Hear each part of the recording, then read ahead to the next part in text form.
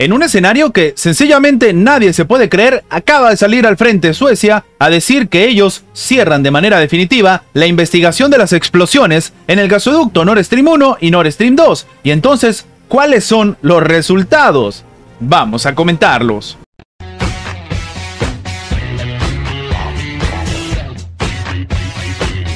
La Fiscalía de Suecia ha anunciado que cierra la investigación sobre las explosiones de los gasoductos Nord Stream 1 y 2 que se llevaron a cabo en septiembre del 2022. Ahora, desde Moscú están destacando que la decisión de Suecia no tiene mucha lógica. Lo que ha señalado el comunicado es que, en resumen, la investigación preliminar sueca ha podido establecer y confirmar circunstancias que, en conjunto, llevan a la conclusión de que no hay ningún motivo para continuar la investigación preliminar sueca, porque se puede suponer que el tribunal sueco carece de jurisdicción. Es decir, se han demorado casi 2 años sencillamente para llegar a la conclusión de que no pueden investigar, así como lo están escuchando. Asimismo, el ente ha informado que entregó a las autoridades alemanas materiales que pueden usarse como cierta evidencia en la investigación alemana sobre el Nord Stream. Es decir, no dan ningún resultado y le lanzan la pelota a los alemanes. El problema es que Alemania tampoco se está pronunciando al respecto. Lo que afirma la nota es que colaboraron estrechamente con la investigación llevada a cabo por las autoridades alemanas. En el marco de esta cooperación legal, pudieron transferirle material que podría usarse como pruebas en esta investigación, pero ellos no pueden dar resultados. La decisión de Suecia de cerrar la investigación no tiene lógica, o al menos esto es lo que ha declarado por su parte la portavoz del Ministerio de Asuntos Exteriores de Rusia, María Zaharova. Ella comenta que las autoridades suecas, por razones que desafían cualquier explicación lógica, excepto una, demostraron desde el principio que no se han tomado en serio completar el caso o incluso tratarlo en general. Esto es lo que ha subrayado Zaharova ante la prensa. La portavoz ha vinculado el fin de la investigación con el miedo de revelar la verdad. En este caso, al mismo tiempo, ha constatado que Moscú observará con interés la investigación tanto de Alemania como de Dinamarca, que, como sabemos, son los otros 2 países que siguen supuestamente investigando, que hasta ahora no han dado resultados, mientras algunos medios completamente independientes e incluso personas individuales, como el periodista ganador del premio Pulitzer, Sigmund Hersh, hicieron su propia investigación y llegaron a conclusiones bastante comprometedoras. Sin embargo, de momento, ninguno de estos países ha dado algún tipo de resultado. Lo más curioso de esto, y es que, como si se tratase de un cálculo geopolítico, cuando sucedieron los ataques al Nord Stream y cuando sucedió la investigación por parte de Suecia, ellos empezaron con este escenario de que no podía trabajar Rusia con ellos en una investigación que era en ataque precisamente a sus propios gasoductos, pero cuando sucedió esto, Suecia no era miembro de la Alianza Atlántica. A día de hoy sí que lo es. Algunos consideran que tal vez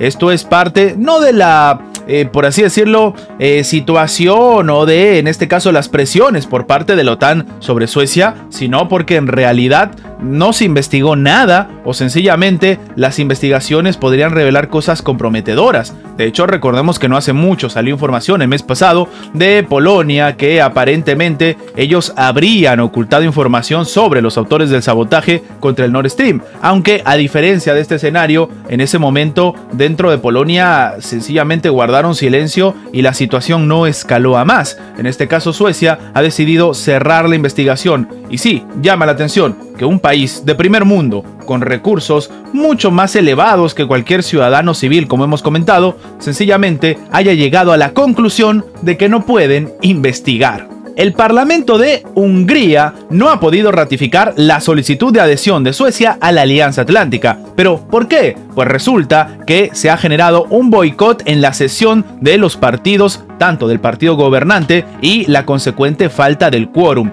Algunos están hablando de que, claro, esta es algún tipo de estrategia por parte de Viktor Orbán para que se cumplan algún tipo de solicitudes a su favor, algo que por ejemplo utilizó la propia administración de Recep Tayyip Erdogan, que a diferencia de Hungría ni siquiera es parte de la Alianza Atlántica. Y sí, se cumplió, se hicieron ciertas situaciones o ciertas concesiones a Recep Tayyip Erdogan con respecto a varias de sus solicitudes. En este caso, lo que está sucediendo en Hungría es diferente, y es que de esta manera, la reunión extraordinaria se consideró invalidada en la etapa de aprobación de la propia agenda. En concreto, se ausentaron diputados de la alianza de los partidos gobernantes de Hungría, Fidesz, y del Partido Popular Demócrata Cristiano. Claro, en ausencia no se pueden poner de acuerdo. Las dos fuerzas políticas, que ocupan 133 escaños de los 199, anunciaron antes que, por si acaso, ellos iban a boicotear la sesión y esperarían un cara a cara de los primeros ministros de Hungría y de Suecia. Es decir, están exigiendo que se reúna Viktor Orbán y Ulf Kristersson.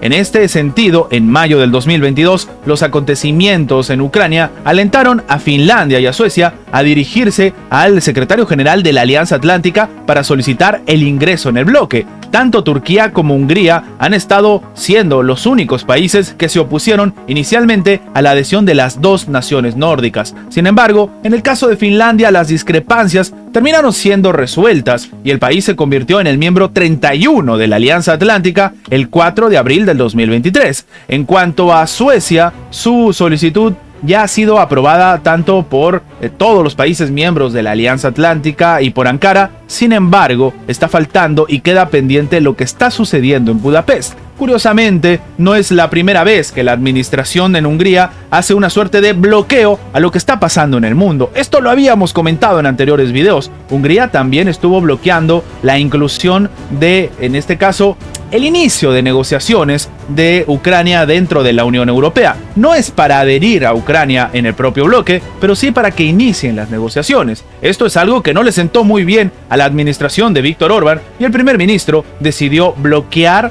en este caso, las ayudas primero y después la intención de negociación. El argumento de Viktor Orbán, sin embargo, ha calado fuerte en la mayoría de países de la Unión Europea. Él decía que, oye, ¿quieren que le sigamos entregando dinero a Ucrania? Pues lo podemos hacer, pero con una condición, que nos diga en qué se ha gastado el dinero que ya le hemos dado. Obviamente, Ucrania no ha podido responder a esta solicitud y la Unión Europea ha decidido que, a pesar de esta solicitud por parte de Hungría, se hagan algún tipo de ayudas a través de otros medios. Al final del día, la solicitud de Viktor Orbán no es tan descabellada, tomando en cuenta los casos de corrupción que se están viviendo lastimosamente dentro del territorio ucraniano, y muchos de ellos aprovechándose el conflicto del cual se está viviendo tanto entre Ucrania como con Rusia, y que sencillamente hasta el seguimiento de las armas no se ha podido hacer, algo que ha reconocido el propio Pentágono.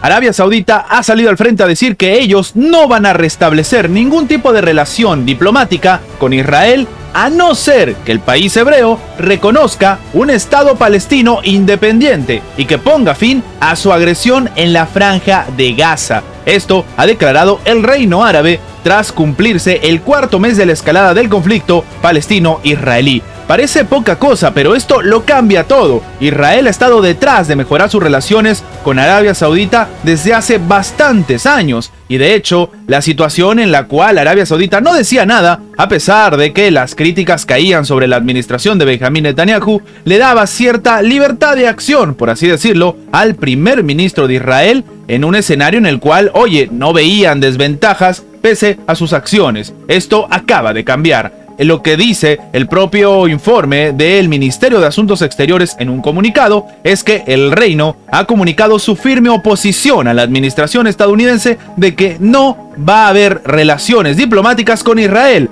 a menos que un Estado palestino independiente sea reconocido en la frontera de 1967, con Jerusalén Este como su capital, y que la agresión israelí en la Franja de Gaza se detenga y todas las fuerzas de ocupación de Israel se retiren de la Franja de Gaza. Un escenario que no se esperaba realmente ni Estados Unidos ni, en este caso, el propio Israel, porque ambos estaban trabajando pues de manera muy cercana restablecer relaciones precisamente con Arabia Saudita. Asimismo, Riad ha hecho un llamado a los miembros permanentes del Consejo de Seguridad de la Organización de las Naciones Unidas para que aceleren el reconocimiento del Estado palestino, con lo que el pueblo de esta nación podría acceder a sus derechos legítimos y se establezca una paz justa e integral para todos. de acuerdo con el propio comunicado. Nuevamente, este posicionamiento lo estaban esperando dentro de los países árabes, dentro de Oriente Medio, porque era algo bastante importante, pero sencillamente no se había dado hasta el día de hoy. Al mismo tiempo, el primer ministro israelí Benjamín Netanyahu ha rechazado, sin embargo, y lo hemos comentado en anteriores videos,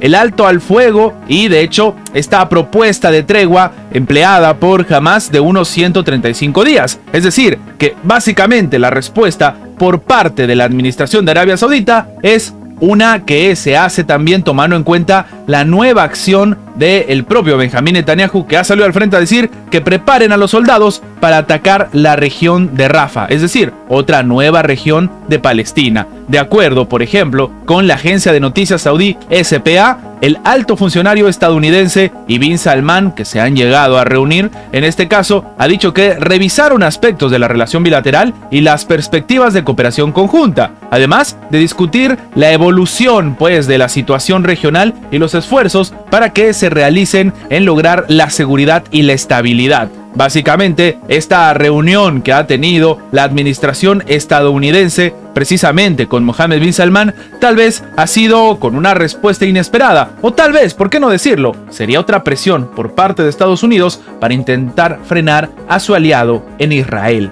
Antes de terminar, los invitamos a que se hagan miembros del canal para que, además de tener acceso a la pestaña de comunidad donde publicamos muy a nuestro estilo las diferentes situaciones que suceden en la geopolítica actual con diferentes artículos y, como siempre, sin seguir ninguna agenda como hacen algunos medios tradicionales, también van a tener acceso previo a poder ver los videos antes de su publicación en las horas normales, en una forma de agradecerles a todos los que hacen posible el mantenimiento de este proyecto. De nuevo, por solamente $1.99 tienen estas ventajas en forma de agradecimiento por apoyar a mantener este proyecto. Sin más que agregar, nos vemos en la próxima.